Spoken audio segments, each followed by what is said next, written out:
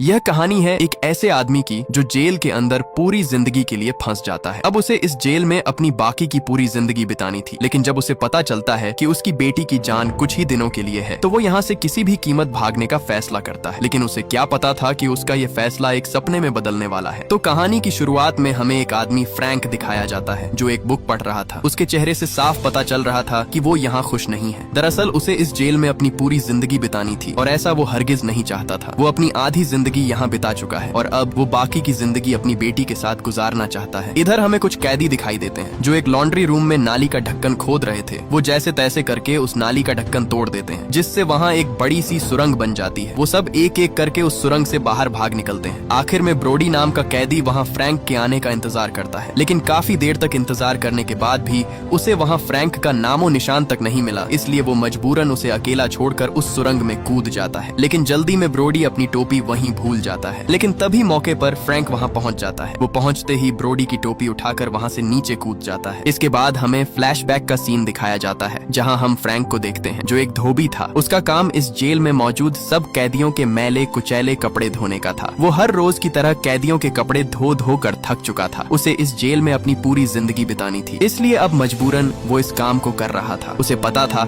कि अगर उसने इस काम को छोड़ दिया तो वार्डन उसे उसकी मौत से पहले ही इस जेल में तड़पा तड़पा कर मारेगा। इसलिए वो चुपचाप अपने काम में ध्यान देता और किसी से भी बात नहीं करता। एक दिन जब वो काम करके अपने सेल में लौटा, तब उसने देखा कि उसका साथी जो उसके सेल में उसके साथ रहता था, वो अपना सारा सामान पैक करने में लगा था। उसकी अभी रिहाई का टाइम आ चुका था क्योंकि उसकी कैद पूरी हो चुकी थी और अब वो इस जेल से आजाद होने वाला था। ये देखकर फ्रैंक का दिल अंदर से दुखी हो गया क्योंकि उसके सामने उसका साथी अपने परिवार में जा रहा था। लेकिन उसकी बदकिस्मती उसे इस जेल में पूरी जिंदगी काटनी थी। जब तक वो मर नहीं जाता तब तक वो इसी जेल में रहेगा। इधर सब कैदी नए आने वाले कैदियों का इस्तकबाल करने के लिए तैयार खड़े थे। इसी बीच वो सब कैदी जेल के अंदर पहुंच जाते हैं। सब कैदियों को उनका सामान उनके हाथ में थमाकर जेल में लाया जाता है। सब कैदी उन्हें जेल में आता देखकर बहुत खुश होते हैं क्योंकि इस जेल में आने वाले हर नए कैदियों पर पुराने कैदियों के लीडर उन पर अपना नंबर लगाते थे, मतलब उन्हें चुनते थे और उन सब के बीच फाइटिंग करवाई जाती है। जो भी उस फाइटिंग में जीत गया उसे वो कैदियों के लीडर खरीद कर अपने ग्रुप में शामिल कर लेते थे। इसी बीच एक कैदी जिसका नाम रिजा था, उसका भाई टोनी आकर उसे खुशी से बताता है कि इस बार हमें अपने ग्रुप के लिए सबसे तगड़ा फाइटर चुनना होगा ताकि हम हर फाइटिंग जीत सकें। इधर सब कैदियों की चेकिंग करके उन्हें अलग अलग सेल में भेज दिया जाता है और एक कैदी जिसका नाम लेसी था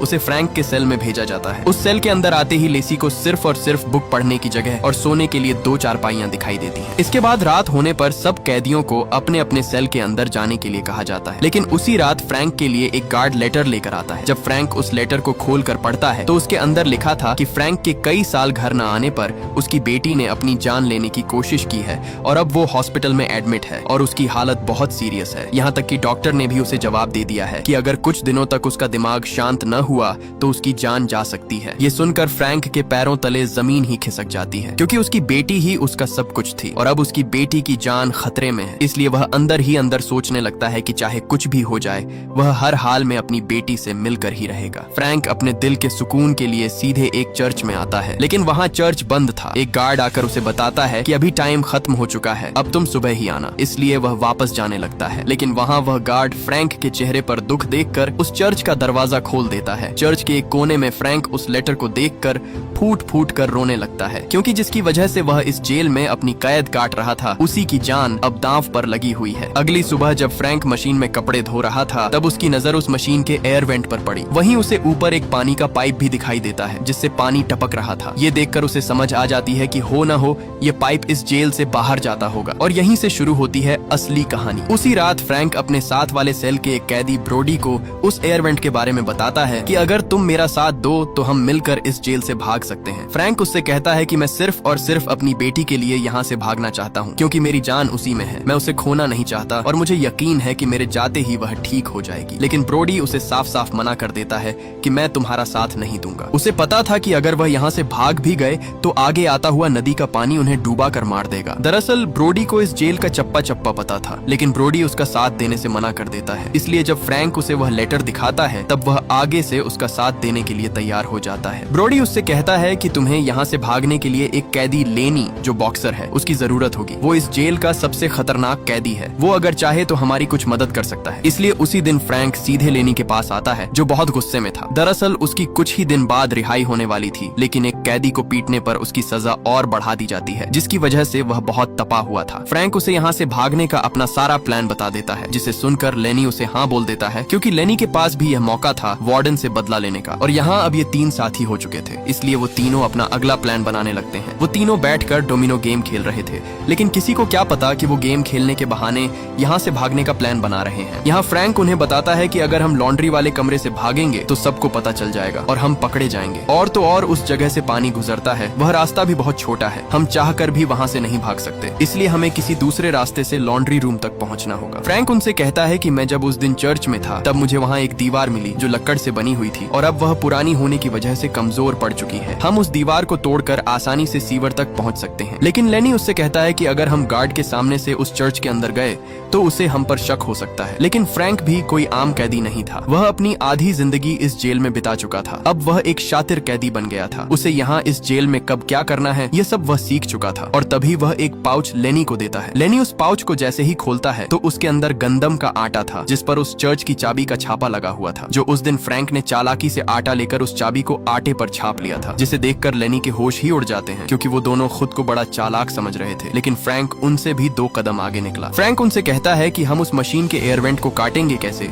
क्योंकि वो तो लोहे का बना हुआ है, उसको हम चाहकर भी हाथ से नहीं खोल सकते। तब आगे से लेनी कहता है कि समझो हमारा काम हो गया, क्योंकि मेरे पास कुछ लोहे के टुकड़े पड़े हुए हैं, लेकिन हमें इस जेल में कटर तो नहीं मिलेगा, इसीलिए हमारे पास सिर्फ एक ही चीज है जिससे उस एयर वेंट को काटा जा सकता है, और वो चीज हीरा है। हमें सिर्फ एक हीरे की जरूरत होगी ताकि हम उस हीरे को इस्तेमाल करके उस मशीन के एयर वेंट को काट सकें, क्योंकि हीरा बहुत मजबूत होता है। उसकी मदद से हम किसी तरह उस एयर वेंट को काट लेंगे। ये सुनकर फ्रैंक उससे कहता है कि इस जेल में हीरा तो मिलना नामुमकिन है, लेकिन आगे से लेनी उसे बताता है कि इसका भी मेरे पास हल है। इस जेल में मेरे लेवल का एक और फाइटर है जिसके दांत पर एक हीरा लगा हुआ है। दरअसल ये फाइटर लेनी की तरह दूसरे सेल का लीडर था, क्योंकि यहाँ का वार्डन सब नए आने वाले कैदियों पर नंबर लगवाकर उन्हें बड़े फाइटर से फाइट करवाता है। जो भी जीत जाता है वही उस सेल का लीडर बन जाता है। इसलिए लेनी उससे कहता है कि हमें हीरा लेने के लिए उस फाइटर से फाइट करनी होगी, और मैं मौके पर उसके दांत पर वार करके वो हीरा अपने पास छुपा लूंगा। उसी रात लेनी सब लाइटें बंद होने के इंतजार में था। जैसे ही पूरी जेल की लाइटें बंद होती हैं,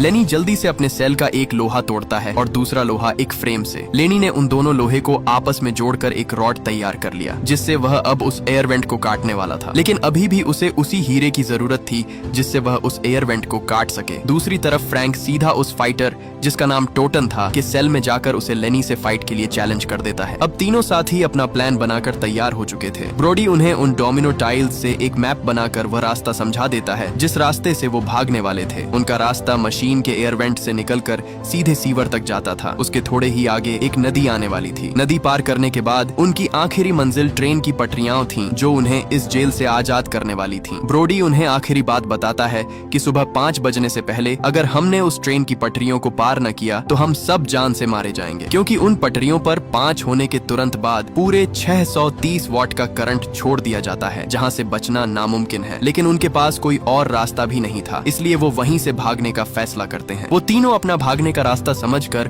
पूरे 3 दिन बाद इस जेल से भागने वाले थे। इधर ऊपर खड़ा टोनी उनके बीच चलती सारी प्लानिंग देख रहा था, जिससे वह समझ जाता है कि ये तीनों कुछ तो बड़ा और खतरनाक काम करने वाले हैं। इसके बाद लेनी उस फाइटर के साथ फाइट करने के लिए तैयार खड़ा था। उस फाइटर के चेहरे से साफ पता चल रहा था कि वह किसी दरिंदे से कम नहीं। सभी कैदी फाइट देखने के लिए इकट्ठे हो जाते हैं। वहाँ सब कैदी उस फाइटर के जीतने के लिए जोर जोर से नारे लगा रहे थे। इसी दौरान फाइट स्टार्ट हो जाती है। लेनी उस पर अपने 2 मुक्के बरसाता है, लेकिन तभी आगे से वह उसे इतने जोर का मुक्का दे मारता है कि लेनी वहीं पर ढेर हो जाता है। लेकिन लेनी की आजादी का यह आखिरी मौका था, इसीलिए वह हिम्मत करके उठ खड़ा होता है। उठते ही लेनी ने अपना पूरा जोर लगाकर उसे ऐसा मुक्का दे मारा कि उसका दांत उसके मुंह से उखड़कर सीधा नीचे जा गिरा। लेकिन इससे पहले उस दांत को कोई और उठाता, लेनी मौके पर ही उस दांत को अपने पास छुपा लेता है। इसी दौरान वह बहाना बनाकर बेहोश हो जाता है ताकि उसे और न लड़ना पड़े। इसलिए उसे बेहोश होता देख गार्ड्स आकर उसे वहाँ से ले जाते हैं। उसी रात लेनी अपने सेल के अंदर हीरे को उस लोहे के रॉड से जोड़ रहा था। उस हीरे को जोड़ते ही वो एक नुकीली तेज धार कटर जैसी रॉड तैयार कर लेता है। अगले दिन नहाते समय टोनी फ्रैंक के पास आता है। वो उससे कहता है कि मुझे तुम्हारे बारे में सब पता है, तुम तीनों यहाँ से भागने का सोच रहे हो, लेकिन ये सोच मैं तुम्हारी कभी पूरी नहीं होने दूंगा। टोनी उसे धमका कर कहता है, मुझे बस 1 किलो का ड्रग का पैकेट चाहिए, नहीं तो मैं तुम्हारा सारा प्लान वार्डन को बता दूंगा और तुम अपनी सारी जिंदगी यहाँ कुत्ते की तरह मरोगे। इसलिए ये सारी बात फ्रैंक ने अपने साथियों को बता दी कि टोनी को 1 पैकेट चाहिए, तभी वो हमारा पीछा छोड़ेगा, नहीं तो हम सब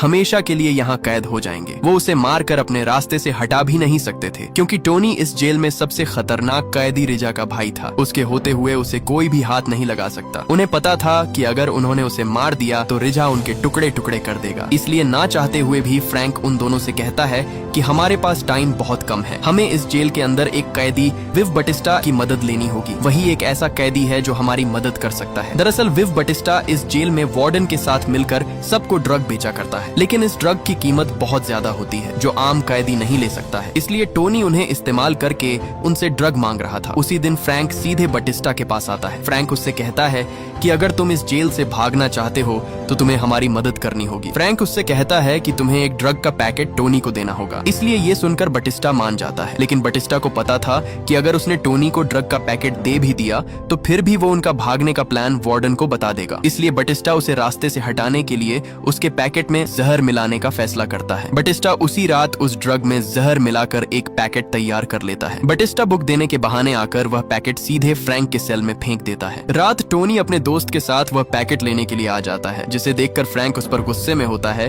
कि मैंने तुम्हें अकेला आने के लिए कहा था, क्योंकि अगर यह बात बाहर तक फैल गई तो उनका सारा प्लान फेल हो जाएगा और वे सारी जिंदगी यहाँ कैदी बनकर रह जाएंगे। लेकिन टोनी आगे से कहता है कि मैंने जो कहा है वो करो, मेरा पैकेट मुझे दो, नहीं तो तुम्हारा सारा पोल खोल दूंगा। इसलिए फ्रैंक उसके हाथ में वो ड्रग का पैकेट दे देता है। लेकिन इससे पहले टोनी वहाँ से जाता, वो फ्रैंक के साथ ही लेसी को तंग करने लगता है, क्योंकि टोनी की नजर पहले दिन से ही लेसी पर थी। लेकिन लेसी भी कच्चा खिलाड़ी नहीं था। आगे से वो कुर्सी उठाकर उसके सर पर लगातार दे मारता जाता, जिसे देखकर टोनी का साथी वो पैकेट लेकर वहाँ से भाग निकलता है। लेसी अब टोनी को छोड़ने वाला नहीं था। वो एक सरांदा उसके मुंह पर दबाकर उसे मारने की कोशिश करता है, लेकिन मौके पर फ्रैंक उसे रोक देता है। उस पिटाई की वजह से टोनी की हालत बुरी हो जाती है। लेसी ने उसकी इतनी पिटाई की कि वो ठीक तरह से चल भी नहीं पा रहा था। वो रेंगता रेंगता जैसे ही सीढ़ियों के पास आता है, वो एकदम सीढ़ियों से नीचे जा गिरता है और गिरते ही टोनी की वहीं पर मौत हो जाती है। उसकी मौत की खबर एक कैदी सीधा उसके भाई रेजा को जा देता है। उसकी मौत की खबर सुनते ही रेजा सीधा टोनी के सेल में आता है। जैसे ही वो टोनी के साथी को उठाता है, वहाँ वो मर चुका था। दरअसल उसने लालच में आकर वो सारा ड्रग ले लिया था जिसमें जहर था, और उस जहर की वजह से उसकी भी मौत हो जाती है। इधर टोनी के मरते ही पूरी जेल में अलार्म बजने लगता है। इसलिए फ्रैंक अपने सेल से टोनी का फैला हुआ सारा खून साफ कर देता है, क्योंकि उसे पता था कि रेजा उससे पूछताछ करने जरूर आएगा। दूसरी तरफ गार्ड ने लेसी को एक अंधेरी काल कोठरी में डाल दिया। जैसे ही रेजा को पता चलता है कि उसके भाई की मौत के पीछे फ्रैंक का भी हाथ है, तो वह सीधे उसके सेल में आता है। रेजा उससे कहता है कि मैं तुम्हारी जान बख्श दूंगा अगर तुम मुझे सच बता देते हो। पहले तो फ्रैंक उसे झूठ बोल देता है, लेकिन उसे पता था कि रेजा उसकी जान ऐसे नहीं छोड़ेगा। तब वो उसे सच बता देता है कि मेरा कोई कसूर नहीं है, तुम्हारा भाई टोनी खुद लेसी को तंग कर रहा था, इसलिए लेसी ने उसे आगे से पीट डाला। ये सुनकर रेजा के अंदर लेसी के लिए बदले की आग भड़कने लगती है। रेजा उससे कहता है कि जैसे ही लेसी काल कोठरी से बाहर आएगा, तुम उसको मेरे सेल में लेकर आओगे। दरअसल अब रेजा लेसी को अपने सेल के अंदर ही मारकर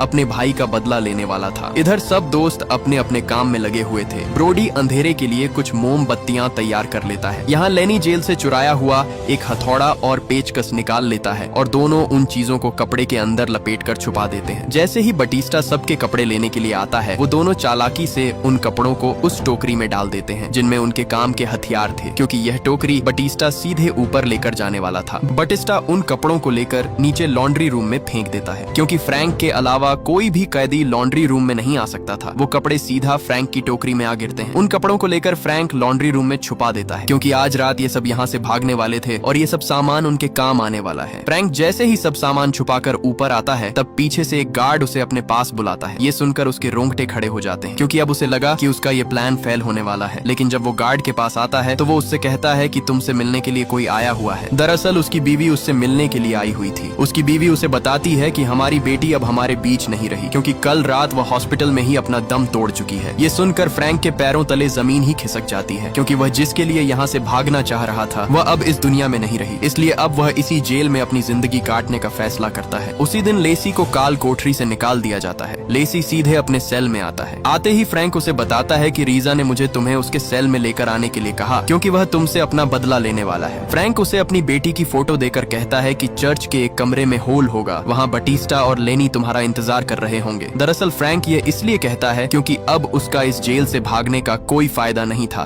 क्योंकि उसकी बेटी पहले ही इस दुनिया से जा चुकी है और अब वह खुद यहाँ से भागने की बजाय लेसी को भागने के लिए कहता है, क्योंकि उसे पता था कि रीजा लेसी को जान से मार डालेगा, इसलिए वह उसकी जगह खुद की जान कुर्बान करने के लिए तैयार था। उधर रात जैसे ही वो गार्ड चर्च बंद करके वहाँ से जाता है, तब लेनी भी वहाँ अपने साथियों को बुलाने के लिए आ रहा होता है, जो दोनों बहाने बहाने वहाँ झाड़ू देने में लगे हुए थे। जैसे ही वो गार्ड वहाँ से ऊपर जाता है, तब पीछे से लेनी अपने सर में छुपाई हुई चाबी बाहर निकाल लेता है। वो जल्दी से उस चर्च का दरवाजा खोलकर अंदर घुस जाते हैं। वो तीनों सीधे उसी कमरे में जाते हैं जो फ्रैंक ने उन्हें बताया था। वो तुरंत उसी लकड़ को तोड़ने में लग जाते हैं, जो पुरानी होने की वजह से कमजोर पड़ चुकी थी। वो जैसे तैसे करके उस लकड़ वाली दीवार को तोड़कर उस सीवर तक पहुंच जाते हैं। इसके बाद हमें वही सीन दिखाया जाता है जहां उस रात सब कैदी भाग रहे थे। लेनी उस एयर वेंट के अंदर आते ही अपनी रॉड से उस एयर वेंट को काटने लगता है। जैसे तैसे करके वो उस एयर वेंट को बीच से काट देता है। एयर वेंट के कटते ही वो सब एक एक करके उस एयर वेंट की नाली को पार करके आगे बढ़ते हैं। आगे बढ़ते हुए उनके सामने एक कुआं था जिसे पार करके ये लोग आगे जा सकते थे। इससे पहले वो वहाँ से जाते तभी बारिश शुरू हो जाती है, लेकिन किसी तरह करके वो सब उस कुएं के अंदर उतर जाते हैं। उतरते ही उन्हें सामने एक दरवाजा दिखाई देता है जो बहुत मजबूती से बंद था। वो सब जैसे तैसे करके अपना पूरा जोर लगाकर उसे खोल देते हैं। उस दरवाजे के खुलते ही वो सब एक सुरंग के अंदर आ जाते हैं। इसी दौरान ब्रोडी वही मोमबत्तियां जलाकर उन्हें देता है जो उस दिन उसने अपने सेल के अंदर छुपकर बनाई थी। वो उन मोमबत्तियों को जलाकर सीधे ट्रेन की पटरी की तरफ भागते हैं। वो सब खुशी से भागते भागते आगे एक दीवार से टकरा जाते हैं जो पूरी तरह बंद थी, जिसे देखकर लेनी अपनी हिम्मत हार जाता है क्योंकि उनका यह प्लान फेल हो चुका है। इसलिए लेनी लेसी पर गुस्से होता है क्योंकि यहाँ से भागने के प्लान में वो शामिल नहीं था। लेनी आगे से उसे एक मुक्का दे मारता है। जैसे ही वह मुक्का मारता है तभी दीवार से एक पत्थर नीचे आ गिरता है, जिसे देख उन्हें समझ आ जाती है कि ये दीवार मजबूत नहीं है, क्योंकि यहाँ पानी होने की वजह से वो दीवार कमजोर पड़ चुकी थी। इसीलिए वो सब उस दीवार को खोदने लगते हैं। खोदते खोदते वो दीवार एक सुरंग की तरह बन जाती है, लेकिन फिर भी आगे से वो बंद थी। इसीलिए ब्रोडी उसके अंदर घुसकर उसे खोदना शुरू कर देता है, लेकिन तभी ऊपर से वो दीवार गिर जाती है और ब्रोडी उन पत्थरों के बीच फंस जाता है। इसलिए जल्दी से फ्रैंक उसके अंदर जाकर किसी तरह करके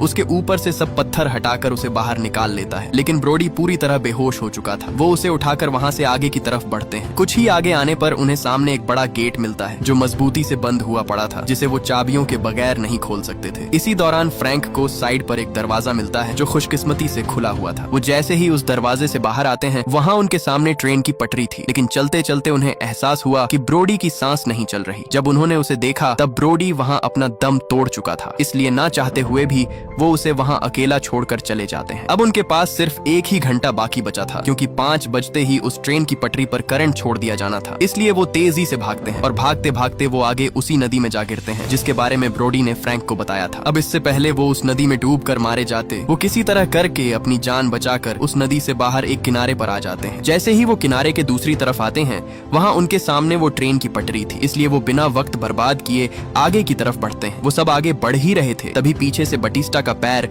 एक पटरी के बीच फंस जाता है। वो सब जल्दी से उसे बाहर निकालने की कोशिश करते हैं, लेकिन बदकिस्मती से उसी टाइम पर वहाँ ट्रेन उनकी तरफ तेजी से बढ़ रही थी। लेनी उसे बाहर निकालने के लिए अपनी जान लगा देता है। ट्रेन उनके बहुत करीब आ चुकी थी, इसलिए मौके पर ही लेसी और फ्रैंक वहाँ से पीछे हट जाते हैं और तभी वह ट्रेन लेनी और बटिस्टा दोनों को वहाँ कुचलती हुई आगे निकल जाती है। अब सिर्फ वो दोनों ही बचे थे। उन्हें सामने एक रोशनी दिखाई देती है, जिसे देखकर वो जल्दी से भागते हुए आगे आते हैं। आगे आते ही उनके सामने ट्रेन स्टेशन था, जिसे देखकर उन दोनों की खुशी का कोई ठिकाना नहीं था, क्योंकि वो दोनों आखिरकार उस जेल से भाग ही निकले। फ्रैंक और लेसी दोनों ने जल्दी से अपने अपने कपड़े बदल लिए और लेसी उसे अलविदा करते हुए अपनी फैमिली की तरफ भाग निकलता है। फ्रैंक जैसे ही उन सीढ़ियों के सामने आता है, उसका दिल खुशी से झूम उठता है, क्योंकि अब वह यहाँ से सीधे अपने घर की तरफ जाने वाला था। वह खुशी से उन सीढ़ियों को पार करके ऊपर आ ही रहा था, तभी पीछे से उसे झटका लगता है और हमें फ्रैंक दिखाया जाता है, जो जेल के अंदर रीजा के सेल में था। दरअसल फ्रैंक ने लेसी को अपनी बेटी की तस्वीर देकर उसे यहाँ से भगा दिया और वो लेसी की जगह खुद रीजा के सेल में आ गया और उसने उसका ध्यान भटकाने के लिए